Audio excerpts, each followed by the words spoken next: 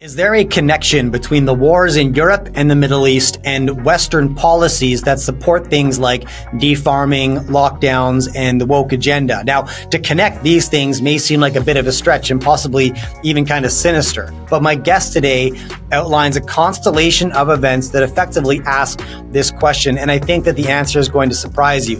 His name is Tuomas Malinen, and he is the CEO of GNS Economics. He's a very respected geopolitical analyst and an associate professor of economics at Helsinki University in Finland. Fascinating conversation. Now, for my investors in the audience who are looking to protect their wealth in this era of global conflict, I encourage you to check out the commodities industry because raw materials are where money is made and protected during eras of global conflict.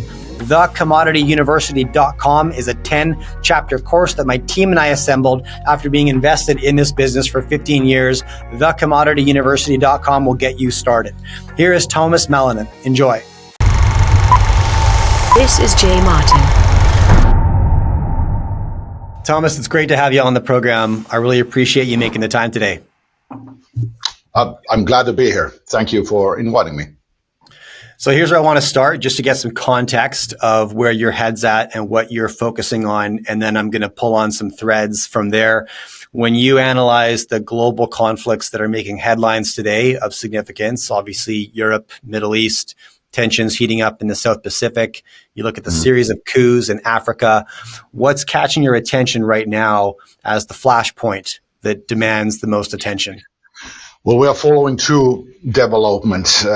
One, naturally, here in Europe, the situation in Ukraine, which is escalating, which has been escalating for several months now. And then, of course, the Middle East, which is a massive danger point, not just for, global peace, but also for markets and raw materials and all that. So it's I think like in the for some reason, especially in the US, but also in Europe, people don't really worry about what's happening in the Middle East, while they should, because it can go off the rails so quickly and like lead to some really devastating damage on the global economy. So that's, I think maybe Middle East is our main point. We're not so worried or concentrated on the situation in the China Sea and thereabouts, because it's our kind of view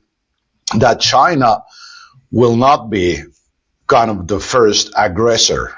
If China moves like towards Taiwan or something, it will do it when the rest of the world has already fallen into chaos. So we're not concerned on what's happening in the southeast in that sense. So I think it would be more wise to concentrate on the Middle East and the situation in Europe. And it's just it's like being a European from Finland, and there happens to be, my mother is a retired lecturer of history and the economy. And, geopolitics has been, and history has been in my life for as long as I can remember.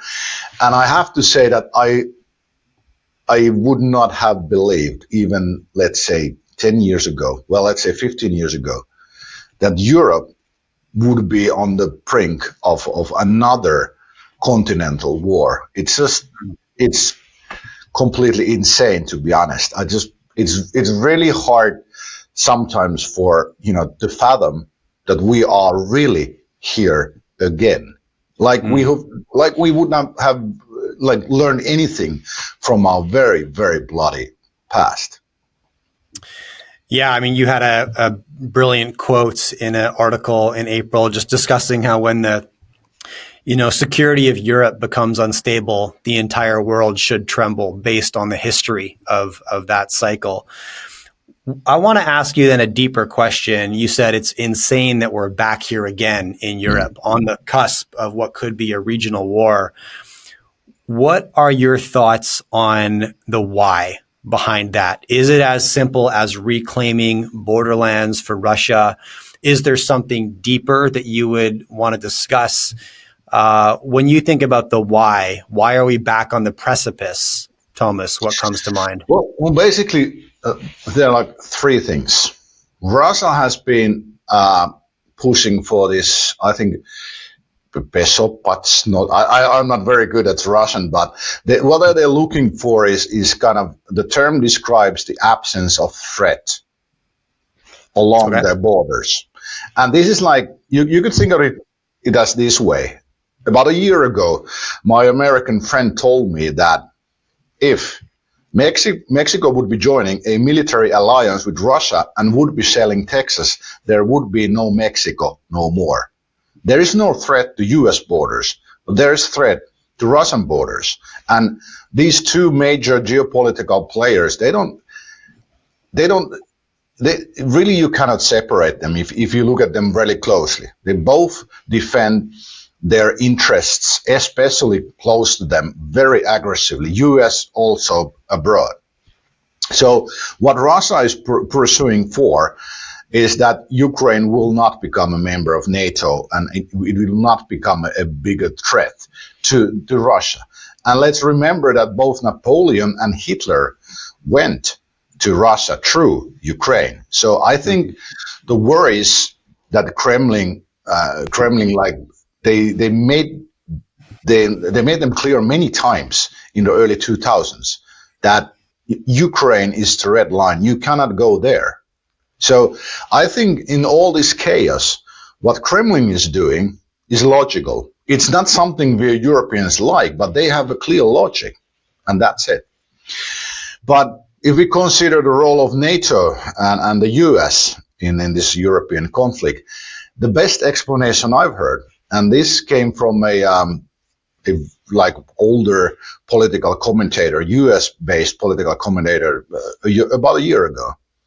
And he wrote that the only reasonable, plausible explanation for the conflict in Europe, in Ukraine, is that there was a Eurasian alliance forming between Europe, Russia, and China, which, if it would have, if the connections would have been built or become more stringent or strict, it would have created an alliance which would have rose threat to hegemony of the United States in the world.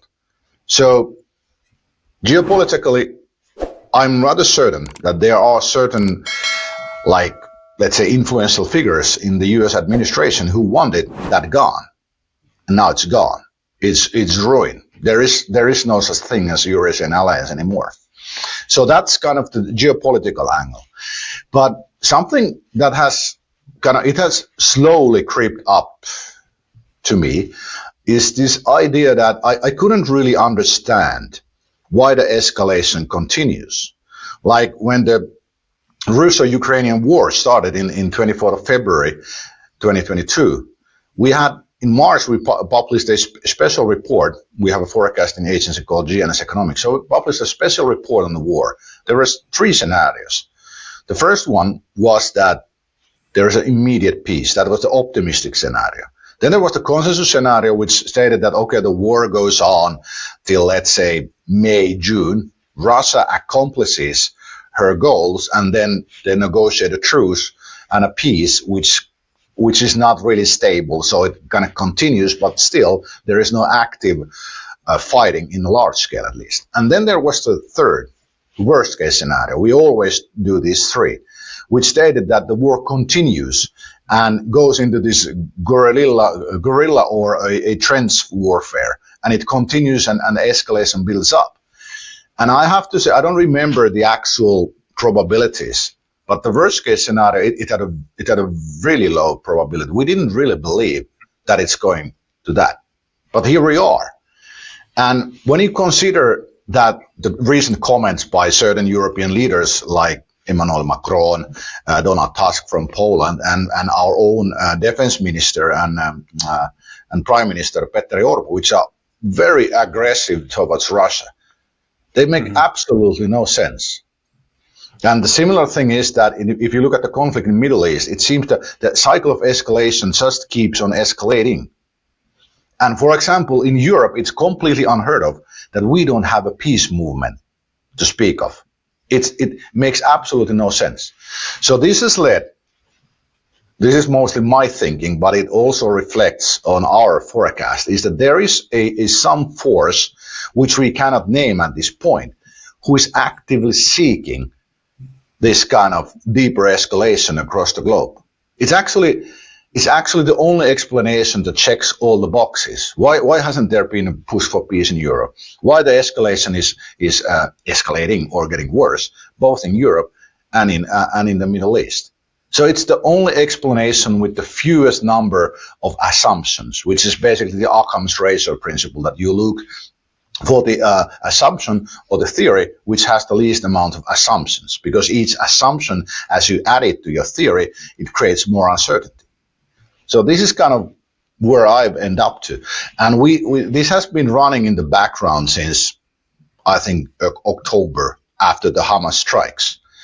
And so we have always warned our customers that there is the likelihood, that possibility, that the escalation will keep escalating. And this is the path we have been following since October. So it starts to look very possible that there is some hidden force or something that is pushing this escalation. And I have no idea what it is, actually. I cannot pinpoint it. I cannot name it. But if you just look at the evidence and the kind of the craziness that is going on and the ongoing and deepening escalation, it's really difficult to get to any other kind of conclusion from all of this than this, even though it's highly conspirational. So it's a conspiracy theory in every word or every sense of the word. So, yeah, but that's basically, we have these three things. Okay, I want to unpack that as best we can, and I have some questions there. And just to recap some of what I heard, so that the natural trajectory that it seemed like we were on in Eurasia was a Eurasian alliance, which makes sense because you have Russia being the world's largest commodity exporter, China being the world's largest customer, right, of almost everything. You've got a lot of factory. And the factory. Yeah, 100% refining, manufacturing, very important, providing capital, and then a lot of expertise and capital coming out of Europe. And this trifecta would make a lot of sense regionally and from a skill set standpoint. That would not be in America's best interest because that alliance would be a challenge to their hegemonic power, correct? And so you could speculate that the U.S. would be motivated to trigger a military action from Russia that would destabilize any likelihood of that alliance actually forming, right?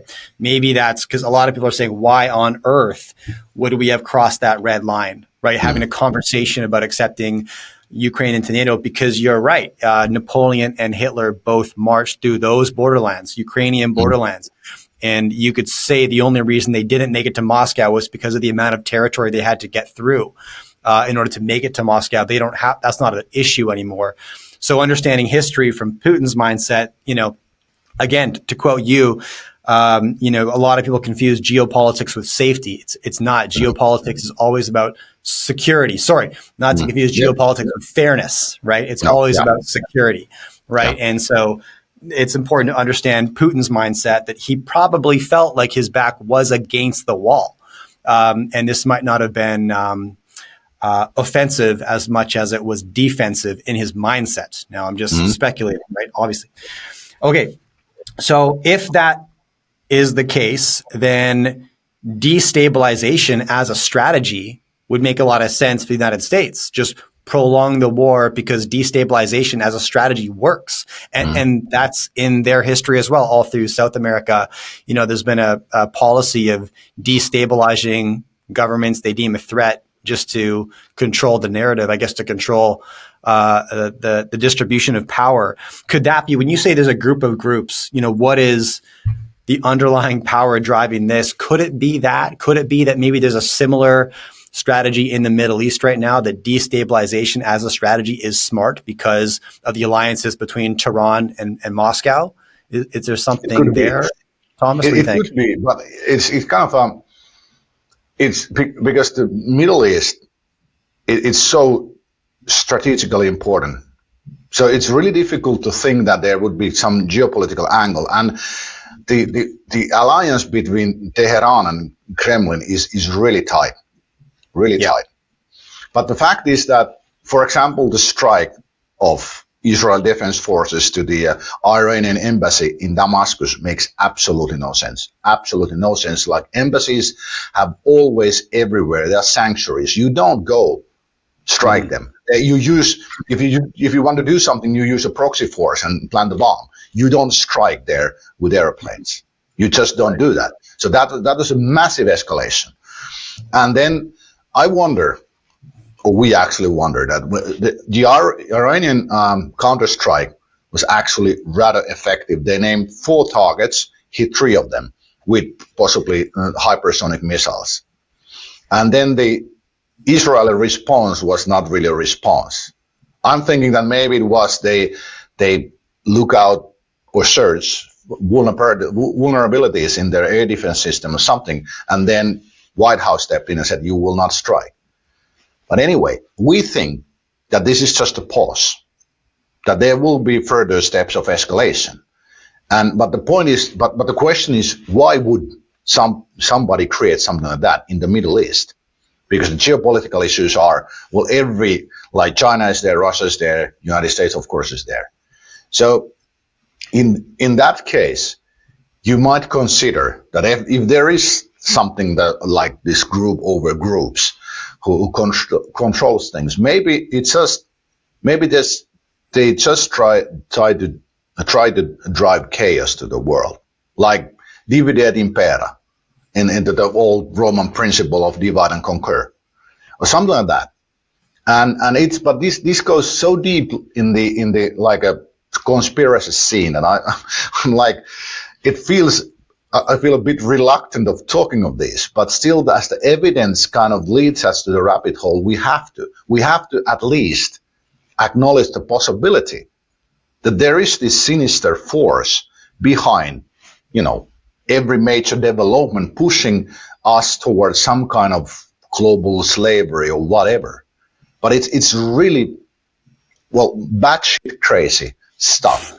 If this how it is. But if you look everything that has happened in the world, let's say during the past 4 years, it's really difficult to come to any other conclusion that they are sowing chaos. Whoever it is who is behind this, they are sowing chaos. And you only sow chaos in a purpose of establishing control later on. Mm-hmm. So that's how it's always been all through history. If you want to destabilize, if you want to control something, you cannot invade, for example, directly. You destabilize it to a point that you can establish a outside force controlling it. This is like the oldest principle of conquest there is. So, yeah. So if I were to, okay, so when you say that's batshit crazy, I get it because of these sort of unknown, Davos man, conspiracy theories, global slavery, all that. I get that. That sounds like a movie that we'll probably never live through, hopefully. But at a global chessboard level, it doesn't sound that crazy if you're the United States trying to protect your hegemony. And you see trends like de-dollarization. You see countries looking for trade routes outside of U.S. dollar. You see your global power begin to diminish a little bit. You see challenges to your authority. And so you want to destabilize all of that, right? And a couple ways to do that is, blow up the Eurasian alliance right there. Same thing, maybe relationships with Saudi Arabia were getting shaky, and some destabilization in that region could be beneficial. And, as I understood it, I have to throw a pointer here. If you look at what's happening in the U.S., it seems that they are sowing civil war there. So there is. I don't think this group is from the U.S. originally. But that's another layer where you're going. Yeah, that's another layer because it's like I lived in the U.S. actually 2 times, shortly for the second time, and visited there several times. Just just in December. I was in Dallas, Fort Worth, Nashville, and New York, and El Salvador. Well, that's not in the US, but anyway. So, and you see the development. It's going the wrong way. People in the US wanted to go the other way, but it seems that your government or the deep state or whatever is pushing it to the other way. Mm-hmm. And it's really like, it's something you see all over in the Western world, basically. So you see this development of people wanting peace, prosperity, raise their children, all that, and this all is being attacked at multiple levels. And I don't think it's probably the most pervasive in the US, if you look what is happening. So this adds another layer on this whole scheme. So I don't have a good explanation for it, but that's something that is happening in the background. I want to dive into that too, because that is another layer, speaking civilly, because I see it too. But I just have to follow up on one question here. So if the strategy was destabilization in the Middle East in order to force or encourage better relations with Saudi Arabia, for example, and I look at the Iranian retaliatory strike, it seems like the U.S. had great cooperation from the Saudis, from Jordan, from maybe even Lebanon, countries that they may not have had that support 4 years ago, or things, it looked like the relationship was going the other direction. But when push came to shove a month ago and missiles were flying, Saudi joined the team right away. And, but one thing that you said there, so obviously all the headlines covering the Iranian strike. One thing about the Middle East conflict, that Russia conducted a intercontinental ballistic missile,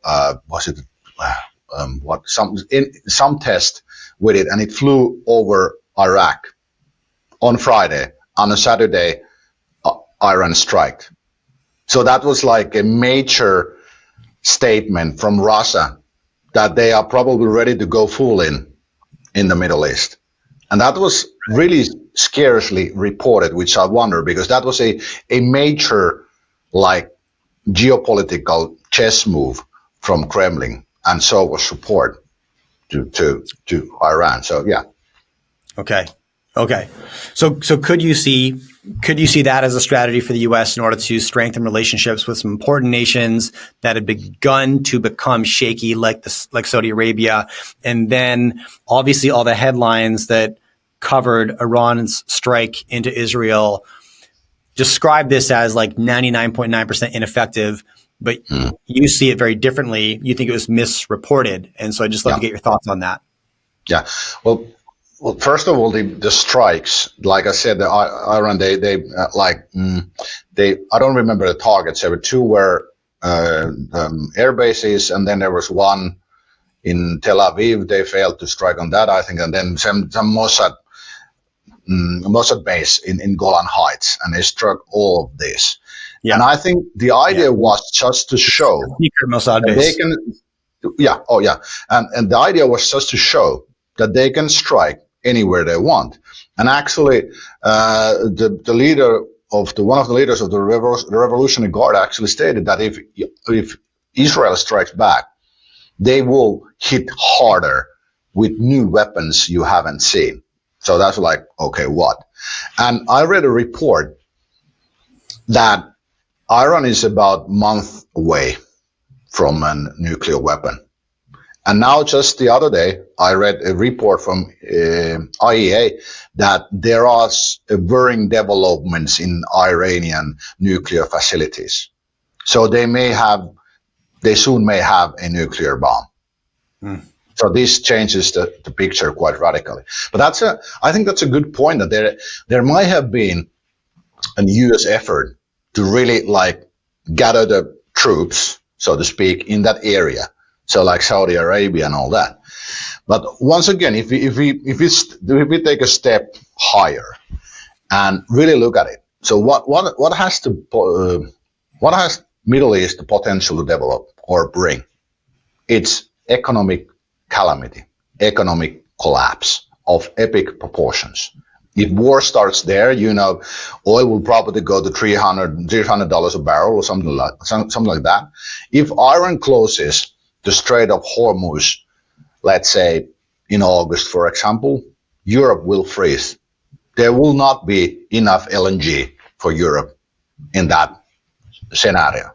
So you can, if there is a true regional war in the Middle East, it will deliver a devastating blow to the world economy. And that's why when I published the worst case scenario for the Middle East, economic first case scenario for the Israel-Palestine or Israel-Hamas conflict in early October, I called it the sword of Damocles, which hangs above, and if it falls, then really bad things happen. So once again, I'm kind of keen to think that there is a much more sinister plan behind the escalations in the Middle East than just let's say the geopolitical realities. I'm not saying this is the case, but yeah. I see evidence building for it. And if for example, if we see another wave of escalation, let's say late summer, early fall till early winter in Middle East, then it would add to this thinking, because there is like this process going on in the background, which is like the global economic collapse has already begun. It has been it's a slow moving process, but it's already going. And if you look at the US now, the economic indicators, all that, you see a weakness building like we have been warning. And next fall can be really drastic. And if these leaders are so crazy as they look, when the economy starts to collapse or fall, or let's say, everything in the economy starts to fall apart, they may start even a World War III to cover it. This is the craziest thing. But we have to think that there is a plan through that guide a script, let's say, going through all this escalation. It can be this. So there are like multiple like pieces moved at the same time, and we just have to kind of be very vigilant to which moves we follow to understand where they are going with these moves. So yeah, well, this was kind of off topic, but still, I think there is in the Middle East, I think that the end game may be to bring like global economic devastation, because it has the potential for it. I want to talk about that, and we're going to get into that next layer in a second, because I have to. It's too seductive. I got to go there. All the civil unrest and the seeds that have been planted, and there's a whole bunch there. Last question, maybe on the Europe front, though. There seems to be two schools of thought between the guests that I have on this show, and one of which is that the longer we supply weapons and money to Ukraine, we're just extending an unnecessary war that Ukraine can't win, and therefore increasing the body count of Ukrainians fighting a losing battle. And therefore, we need to let this run its course without intervention, because that's the quickest course to de-escalation and peace.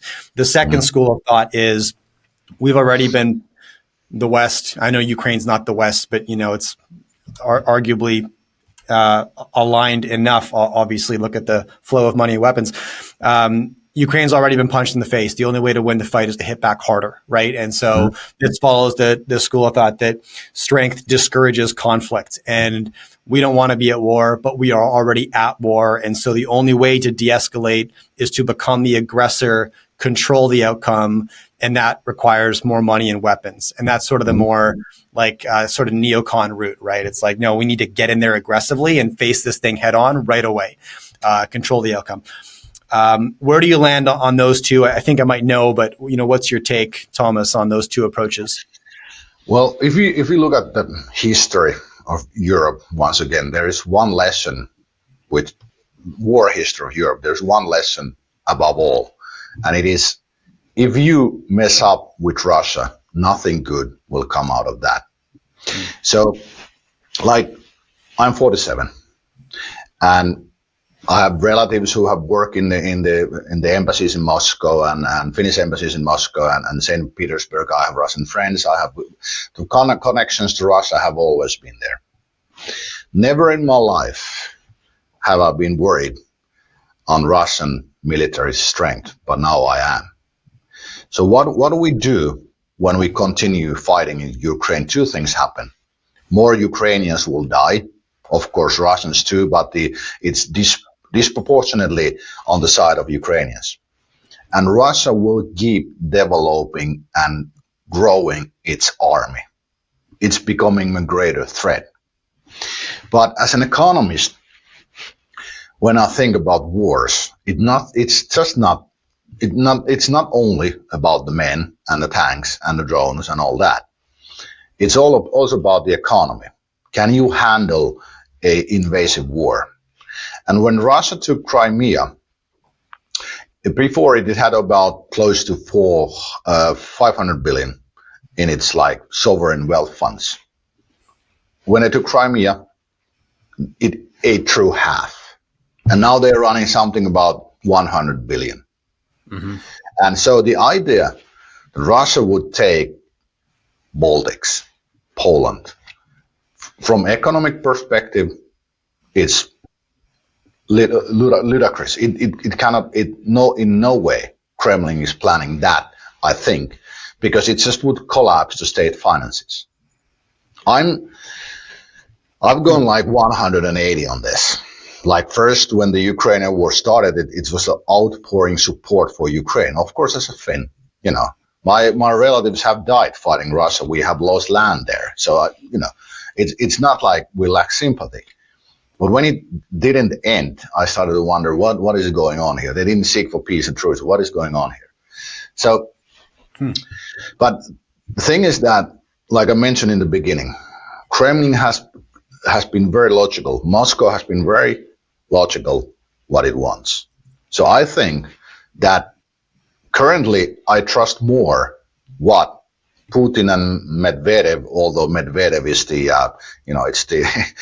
he's the aggressor there by definition, by role.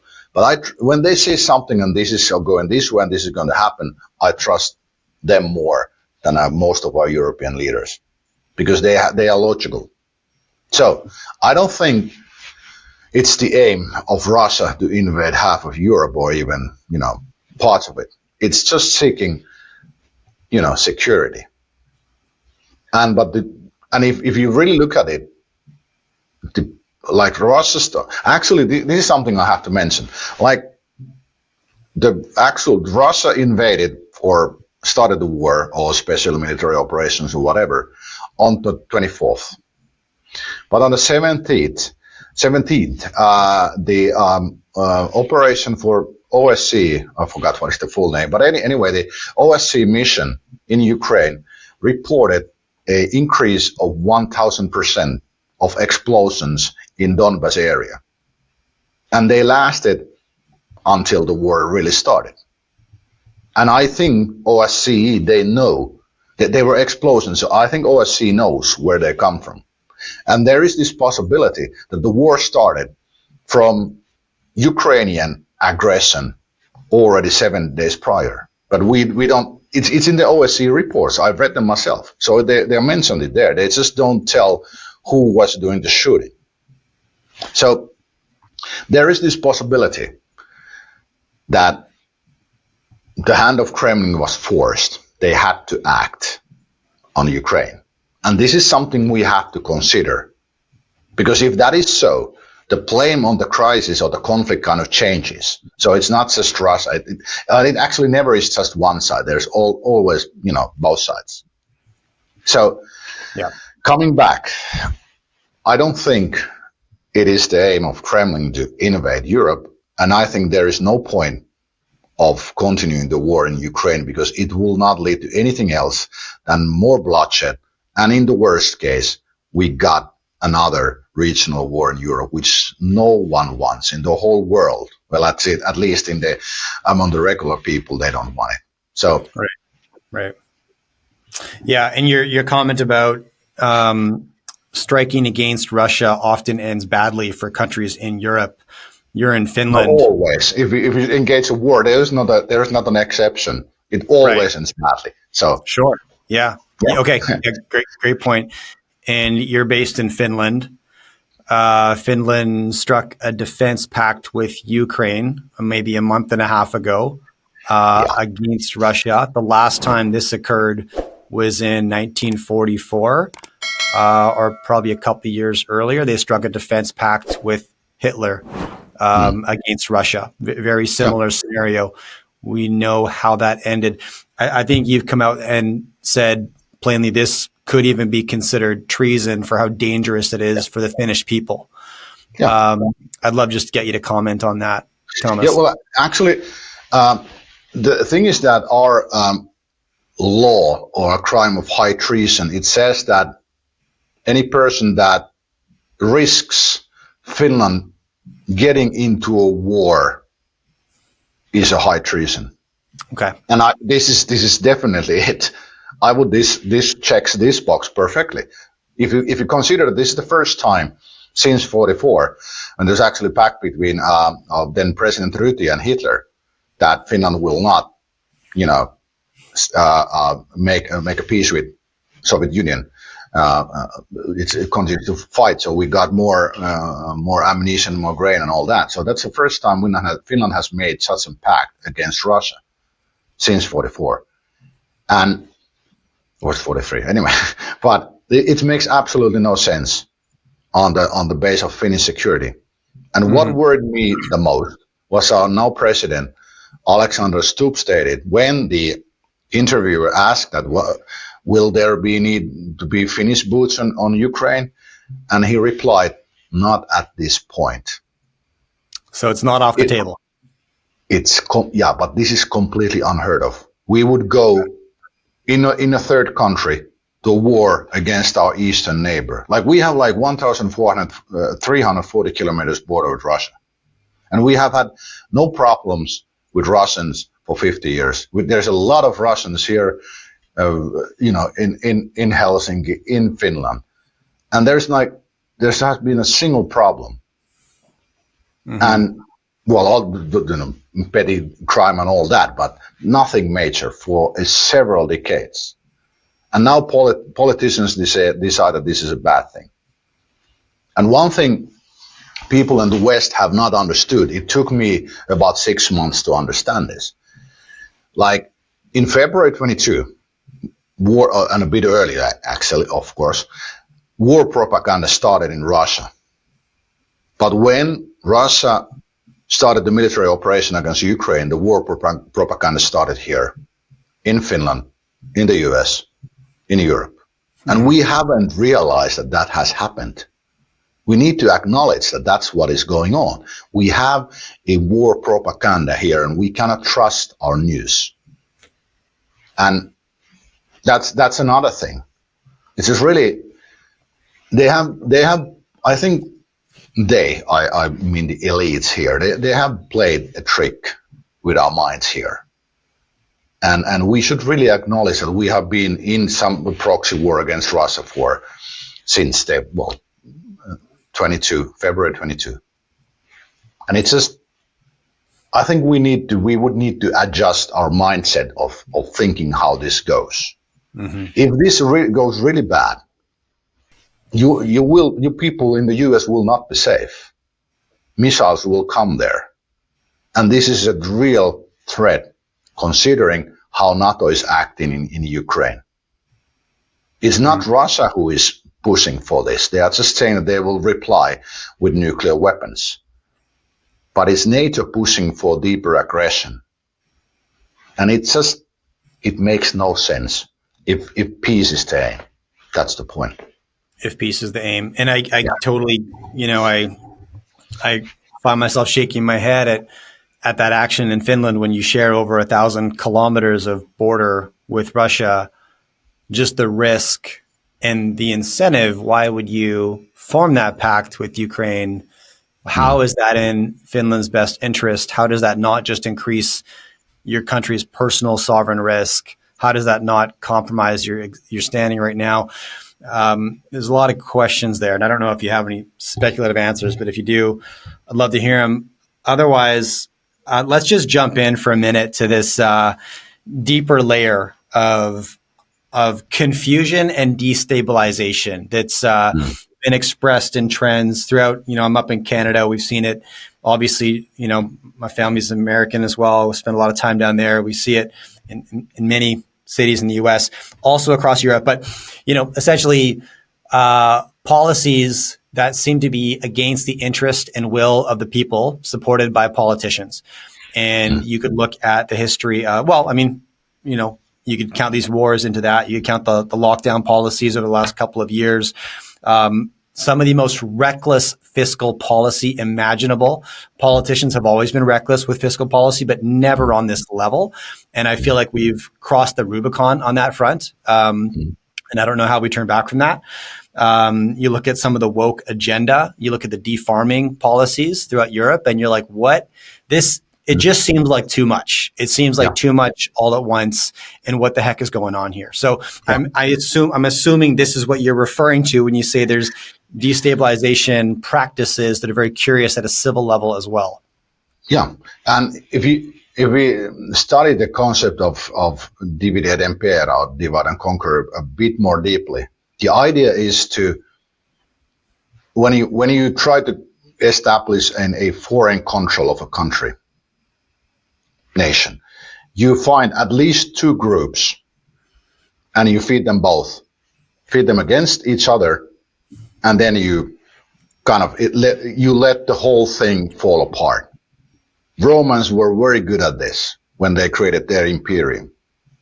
And this is happening now everywhere. So I think it's just the chaos is the aim here.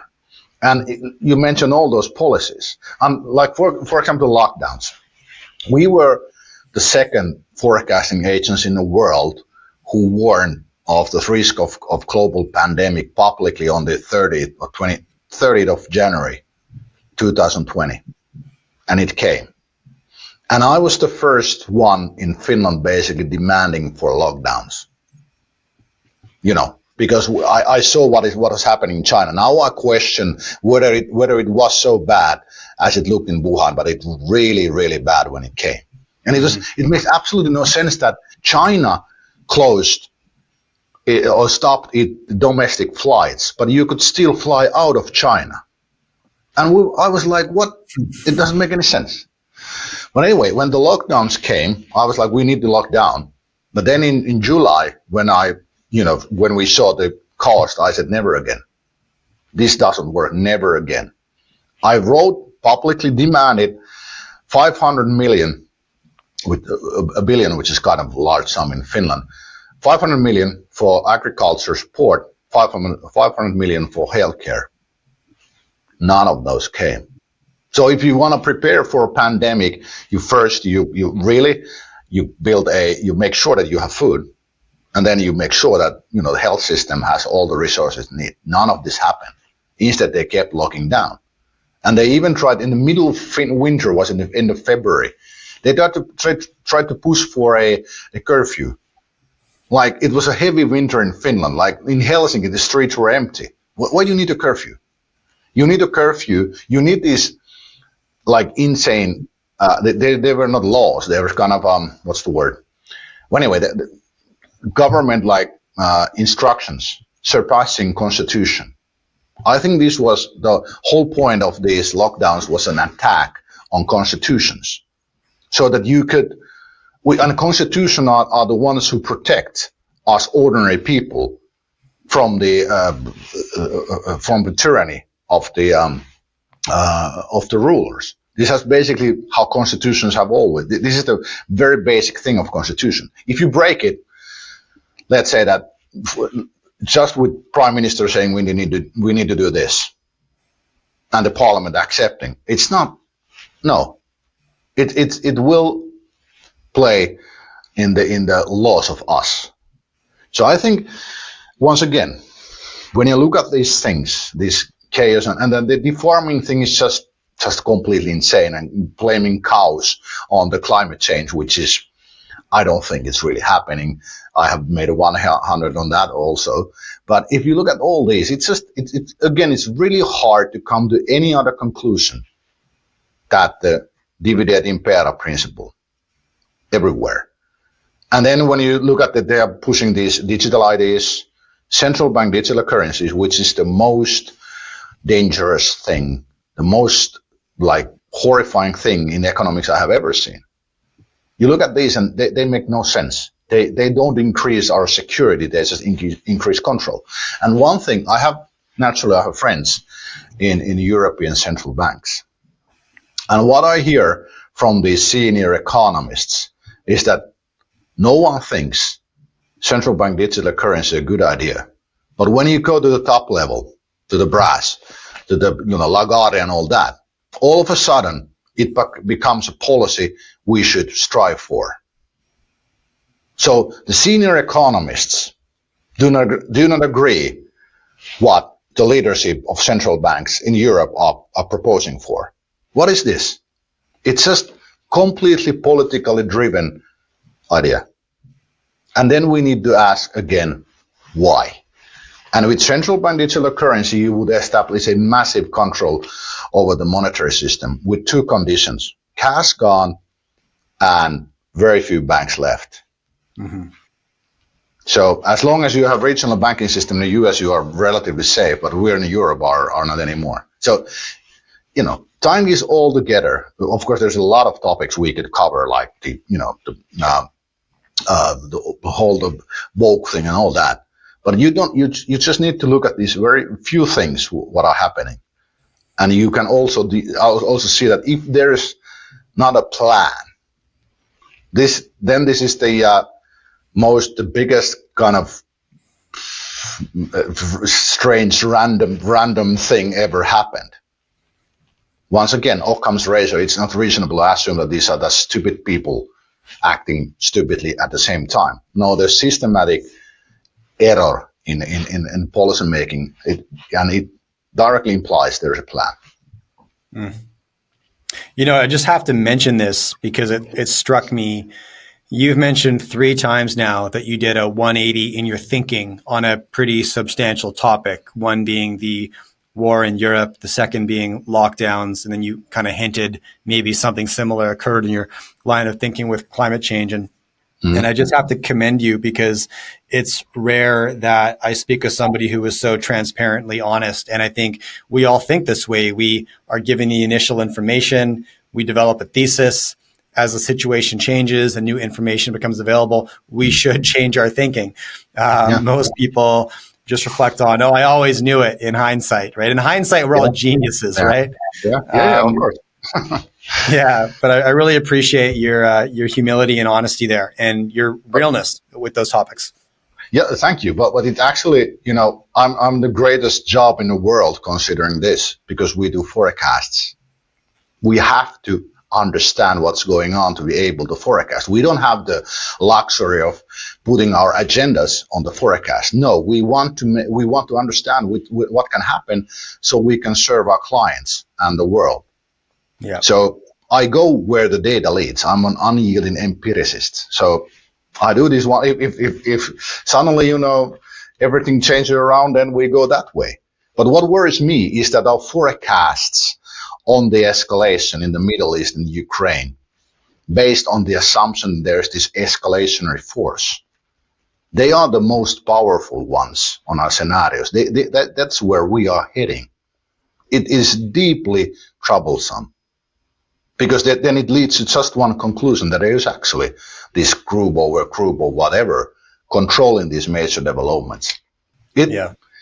Well, I've been doing these worst case scenarios for, 15 years. I have the ability to switch off, but this is the one thing. If one thing keeps me awake at night, this is the thing, because it's so deeply troubling, the thing to conclude, reach, or let's say converge to a conclusion that there is such a group or people. Interesting. I know the YouTube comments will have lots to say about that group of people, Tuomas. I'm sure. But all discussion is good discussion. That's my philosophy. 100%. Yeah. I forgot to add, there's one question I wanted to ask you that I meant to earlier in the conversation. I just wanted to get your thoughts on this. Shortly after Russia invaded Ukraine, United States essentially confiscated about $600 billion in US dollar assets from Russia. And almost all of the conversation in macro about that event was that this sent a message to central banks all over the world that your US dollar reserves are no longer safe. And this would therefore trigger de-dollarization events. And we've now seen central banks buy physical gold at a rate we haven't seen in half a century, kind of maybe proving that thesis to be true. And that this was just a very short-sighted and reckless decision on behalf of the United States and is going to destroy global trust in the US dollar. That's been the majority of conversation I've heard about that event. The other side of that coin, however, and I just want to get your thoughts on this, would be that it was a really drastic move for sure. And maybe that was the point. Maybe the United States did want to send a message to the world, but the message was, look, if Russia can get it, the world's largest commodity exporter, then you're right. None of you are safe. So you better get in line. And I like to pair things back to the simplicity of a playground. You know, if there's a bully strutting around the yard, for sure, sometimes there's a group of kids that rise up and challenge the bully, right? If he's acting out, getting too reckless. But in my experience, most of the time, people file in line behind him. You know, they don't want to catch the wrath, right? They want to stay safe and protect their own livelihood. And so they'll side with, you know, the aggressor. Do you have a take on that, Tuomas? And if so, what might it be? Well, if we consider the bully, you know, example, you can do all kinds of stuff, you know, to stop him from bullying, but you don't eat his lunch. That leads to trouble, serious trouble at the end if you eat his lunch all the time. I don't know who were you referring as the bully, but I think that's a dangerous thing, because I'm not 100% of this historical record, but I think last time this was done in a major scale was in Nazi Germany. So Nazis took this policy, confiscating stuff from Jews mostly, but still. Right. Yeah. And this is a dangerous example, you know, because it's just it may push de-dollarization a bit further, but we are a long way to go. But it's a dangerous example once again of like not obeying the general rules. And if we don't follow rules, mayhem follows. That's what comes. So if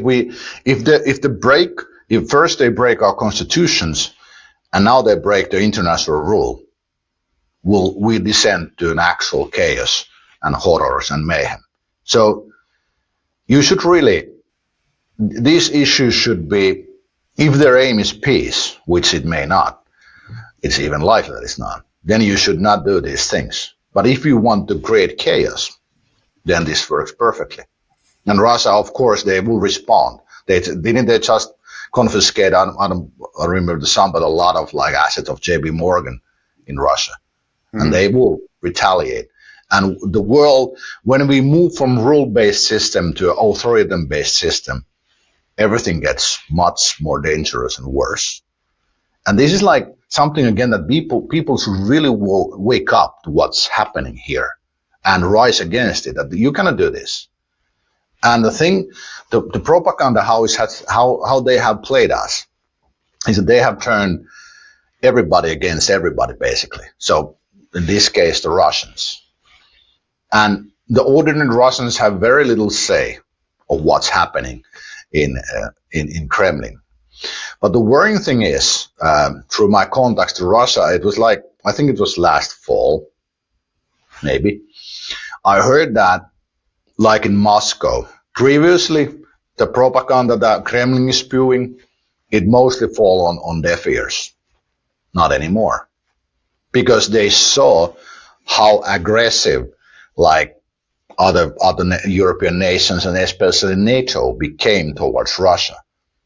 So, again, they kind of corroborated the Kremlin propaganda. And it was either the stupidest move ever, by the Western leaders, or then once again, a deliberate act where you get Russian people on a war footing, truly on a war footing, to support Kremlin for the first time since the late 1990s. Mm-hmm. So these are these like chessboard moves there and there. But we always have to, if you want to get in the bottom what's happening, at least you have to ask the two questions. Like, what is this made to look to us? And what are they looking with this? So how the East is presented to us, and how and why they are doing this. And if you ask these questions all the time, some kind of clarity, you are able to find it. But if you just come with the emotions, they play with the emotions, they show horrible pictures in Ukraine, Russian, horrible people, and all that. And you don't ask what the Ukrainian side is doing, then you're lost. And why they are presenting this. So we have to become smarter. So as a kind of hobbyist of history, it has been a disappointment for me for how easily they have been able to trick people, us, to turn each other again with the corona, with the vaccinated and non-vaccinated. It started from there. And now there's, if in Finland, for example, if you still, even now, if you speak publicly about peace, you are Putinist or something, it makes no sense.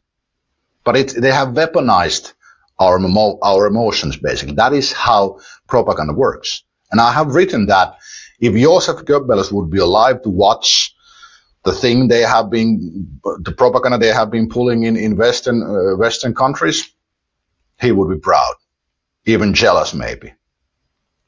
So that's where we are.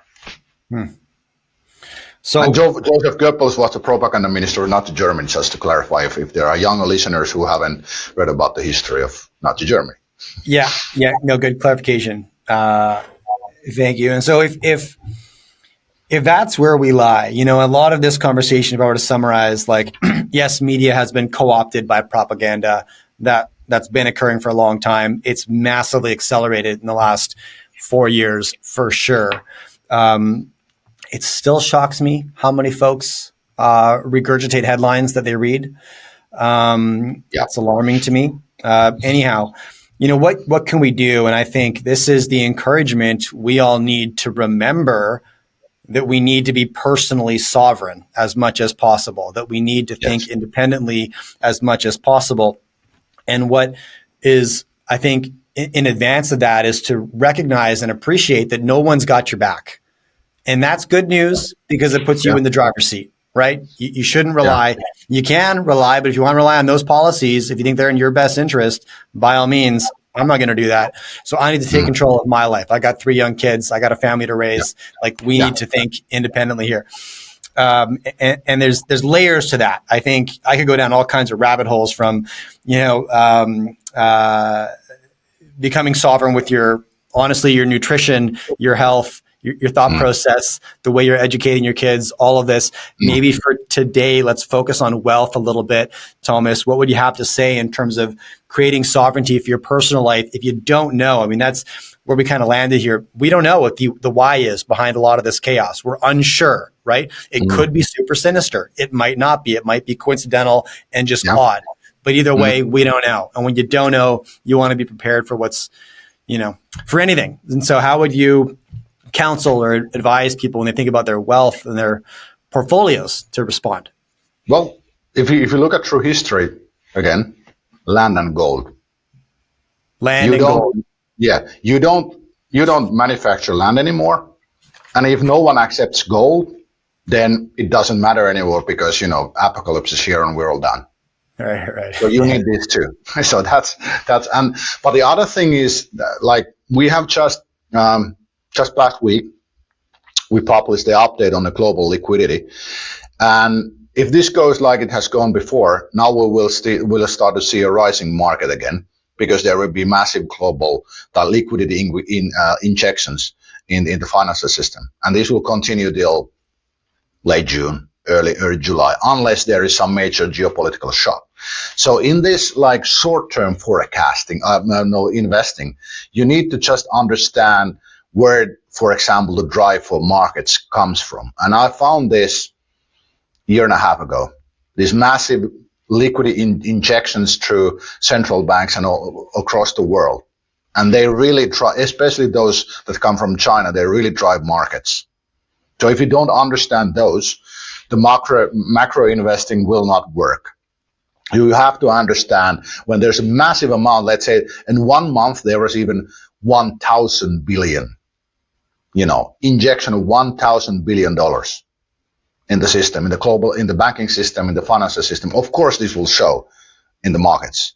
That's like what quantitative easing programs are. So long term, land and gold, and short term, understand what is driving the markets. And when it's time to really pull off and, head to the bunker, wherever it is. And for personally, my Alamo will be in the Latin America. Then I don't think missiles fly there. So consider that also. Yeah. So that's the Alamo. Everything else falls, you go there. So I think you have to play the long game with land and gold, and then if you do short-term investing, understand what's driving the markets, and then you need to have the Alamo. You need to have the plan for the apocalypse scenario playing out.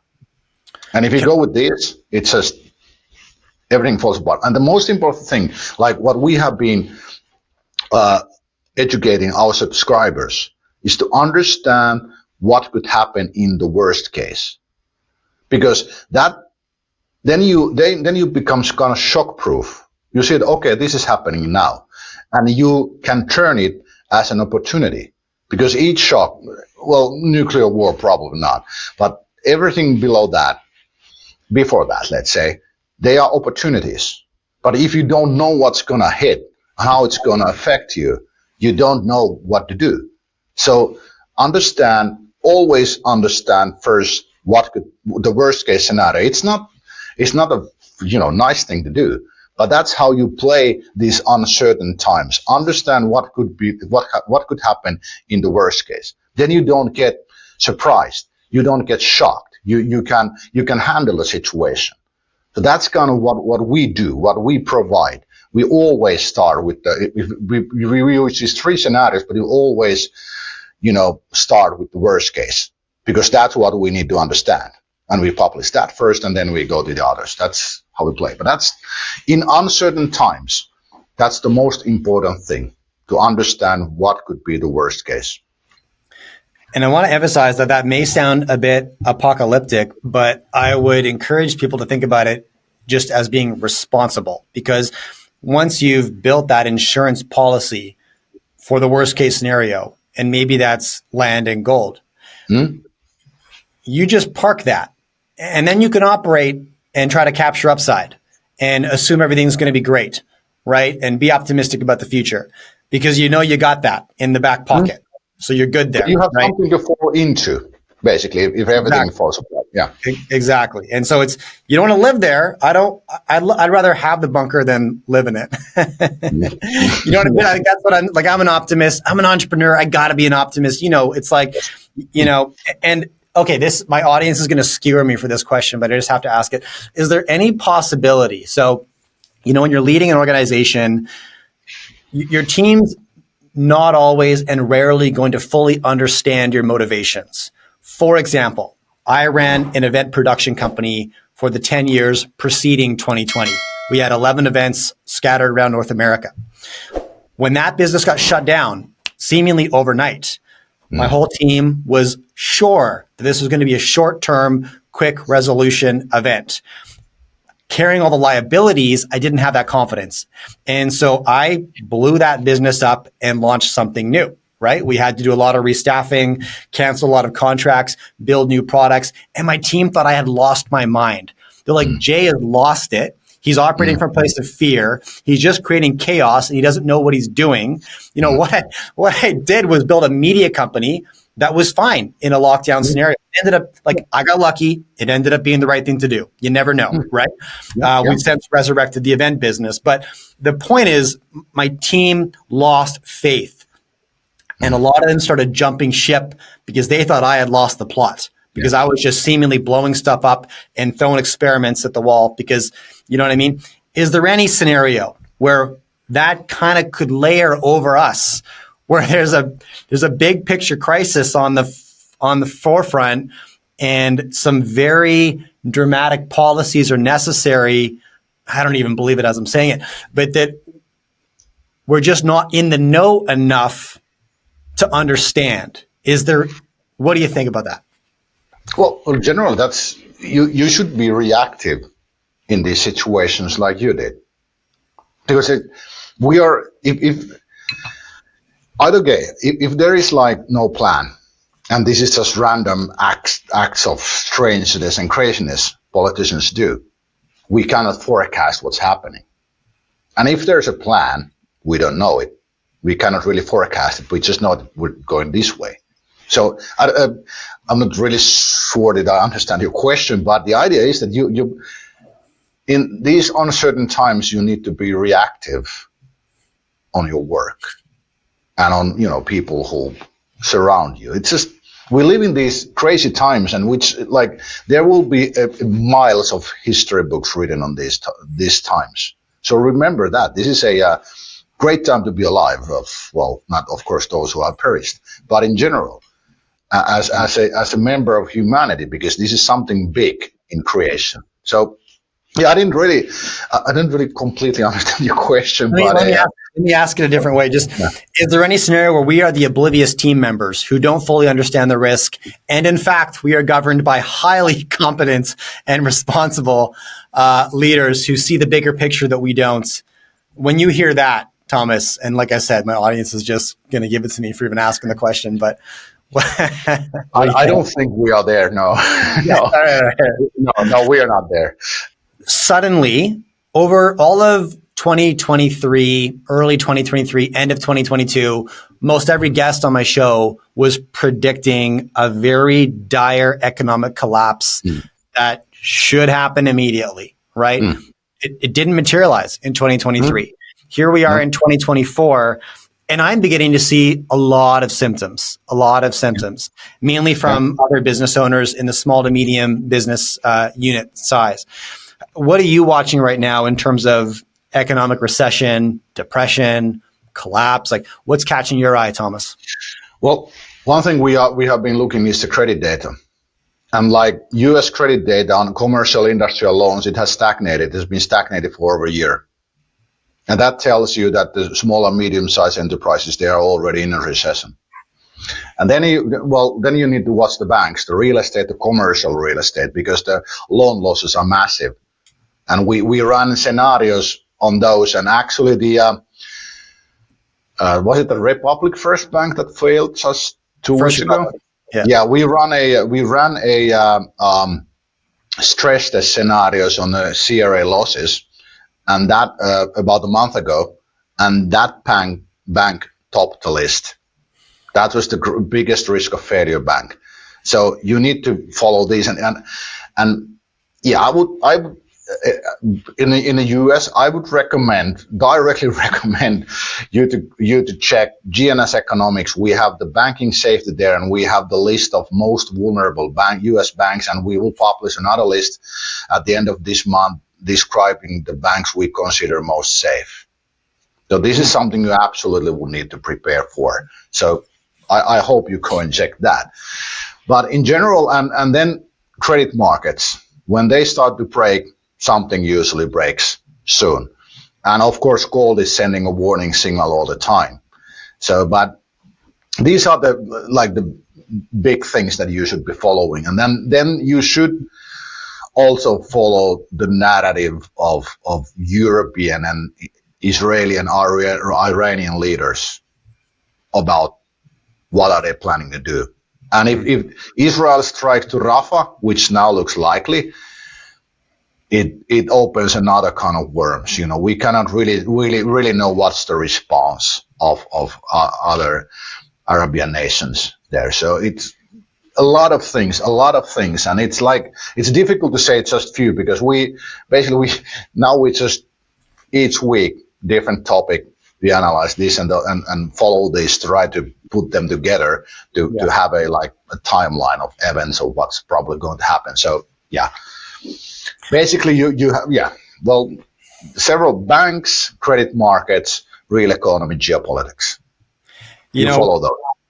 One thing you mentioned there, just because when we were discussing CBDCs and you said the most robust defense against that policy would be the regional bank system in the United States, as long as you have that. And cash. Now, one of the biggest threats in the U.S. economy is commercial real estate. That is, those loans are disproportionately held by those regional banks. And you look at the occupancy rates in any major U.S. city, they've plummeted, and they don't look like they're coming back. And so just at a high level, this bank report you discussed, where are the vulnerable points? Could you segment a little bit for me? What do you mean in the CRE? Yeah. You mentioned you've done some analysis and listed. Yeah, we have stress tests, but they are all over US. It's really difficult to, there are small banks, regional banks mostly, all across the US. Yeah. So and we don't ever make those lists public because I studied financial crisis for 10 years in the academia. And while we have the obligation to warn our subscribers on the risks, we don't want to be the ones who start a bank run. So we will never make those. This is just I think this is an ethical choice. It doesn't cost much, so you can get those lists if you want, but we just don't make them public, and we explicitly deny of any distribution of the lists.